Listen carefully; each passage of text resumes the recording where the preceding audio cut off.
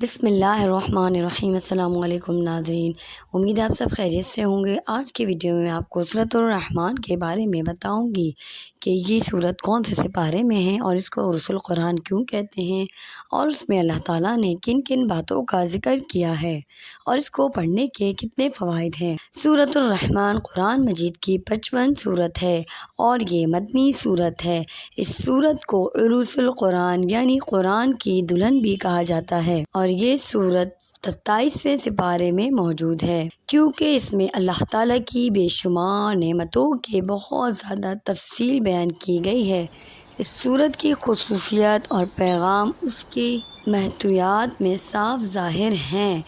سورۃ الرحمن کی ابتدائی آیت الرحمن سے شروع ہوتی ہے، جو اللہ تعالیٰ کی رحمت و شفقت کا اشارہ کرتی ہے۔ اس سورت میں اللہ تعالیٰ کی نعمتوں اور قدرتی مظاہر کی تفصیل اتنی خوبصورتی سے بیان کی گئی ہے کہ جن میں آسمان، زمین، دریا، پہاڑ، جنت، دوزخ، سب کچھ اللہ پاک نے انسانوں کو بتایا ہے، اور دیگر قدرتی وسائل بھی شامل ہیں۔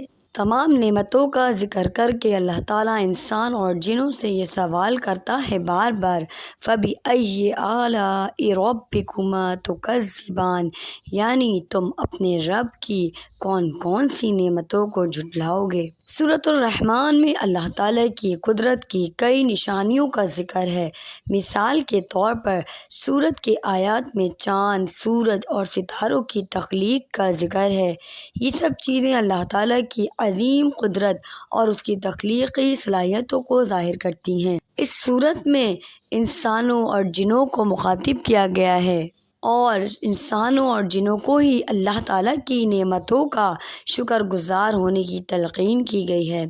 اس میں قیامت کے دن کی ہولناکیوں کا بھی ذکر ہے، اور اس دن انسانوں اور جنوں کو اللہ کی قدرت اور انصاف کا سامنا کرنا پڑے گا۔ سورۃ الرحمن میں ذکر کردہ نعمتوں کی تفصیل میں آسمانوں کی بناوٹ کہ کتنے آسمان ہیں، اللہ پاک نے 7 آسمان بنائے، سمندر کی گہرائی کے ساتھ سمندر بنائے، اور زمین بھی کہ زمین کی سبزہ زاری کے بارے میں بتایا گیا ہے کہ اللہ تعالیٰ نے ہر چیز کو اپنے انداز میں بہترین بنایا ہے، اور ہر چیز کا ایک خاص مقصد ہے، کوئی چیز بھی بیکار اور ضائع کرنے والی نہیں۔ چھوٹی سی چھوٹی چیونٹی، چھوٹے سے چھوٹا کیڑا یا بڑے سے بڑا ہاتھی جیسا جانور ہو، وہ بھی اللہ پاک نے کسی خاص مقصد کے لیے ہی پیدا کیا ہے۔ ہر انسان کی زندگی کا ایک مقصد ہے، لیکن ہم لوگ انسان ہیں جو ہے اپنی زندگی کے مقصد سے ہٹ گئے ہیں۔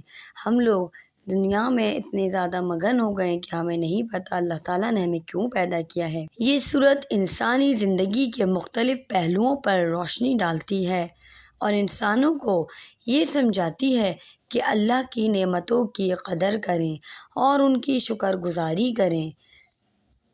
اللہ تعالیٰ نے بار بار انسانوں اور جنوں کو مخاطب کر کے یہی سوال کیا ہے، فَبِأَيِّ آلَاءِ رَبِّكُمَا تُكَذِّبَانِ۔ اللہ پاک نے پہلے اپنی نعمتوں کا ذکر کیا، اس دنیا کی بھی تمام نعمتوں کا، اور آخرت میں جو جنت میں ملنے والی ہیں ان نعمتوں کا ذکر بھی کیا ہے کہ کیسے جنت میں باغات ہوں گے، اور کیسے جنتی لوگ تکیے لگائے بیٹھے ہوں گے، عیش و آرام کی زندگی گزار رہے ہوں گے، شراب طہور پی رہے ہوں گے، اور ہاں کی جو نعمتیں اللہ نے ہمیں دی ہیں جنت کا ایک نمونہ ہیں وہ سب۔ اللہ تعالیٰ نے اس دنیا میں جو نعمتیں بنائی ہیں وہ اسی لیے بنائی کہ انسان دیکھ سکے کہ اللہ پاک کیا کیا تخلیق کر سکتا ہے۔ یہ تو صرف ایک چھوٹا سا نمونہ ہے۔ اس سورت کا اختتام جنت کی نعمتوں اور وہاں کی خوشبو اور خوبصورتی کی تفصیل سے ہوتا ہے، جو کہ مومنوں کی آخرت کی زندگی کا وعدہ کیا گیا ہے، اور وہ نہایت ہی خوبصورت وعدہ ہے، اور اللہ تعالیٰ اپنے وعدے سے کبھی نہیں پھرتا۔ وہ مومنوں کے لیے اللہ نے جنت سجا رکھی ہے، اور کافروں کے لیے اللہ نے دوزخ سجا رکھی ہے۔ سورۃ الرحمن قرآن کی دیگر حصوں کی طرح ایمان اور عمل کے درمیان تعلق کو واضح کرتی ہے، اور انسان کو اللہ تعالیٰ کی اطاعت و بندگی کی طرف متوجہ کرتی ہے۔ حدیث میں آتا ہے کہ جنت کے لوگ پیارے نبی حضرت محمد صلی اللہ علیہ وسلم کی زبان سے اس کی تلاوت سنیں گے سورۃ الرحمن کی، اور پھر اس کے بعد اللہ تعالیٰ فرمائے گا کہ تمہیں اس سے بھی زیادہ خوبصورت آواز سننی ہے، تو پھر اللہ تعالیٰ خود سورۃ الرحمن کی تلاوت فرمائیں گے تمام جنتیوں کے سامنے۔ ناظرین کرامی، امید ہے آپ کو آج کی ویڈیو بہت اچھی لگی ہوگی۔